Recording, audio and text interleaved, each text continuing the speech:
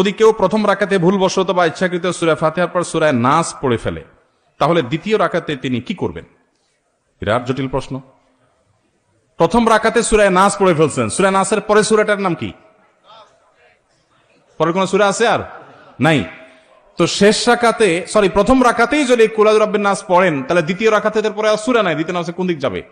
সূরার ধারাবাহিকতা রক্ষা করা সুন্নাহ। নামাজের মধ্যে সূরার ধারাবাহিকতা রক্ষা করতে হয়। আপনি আগে ফালাক পড়লে পরে নাস পড়বেন।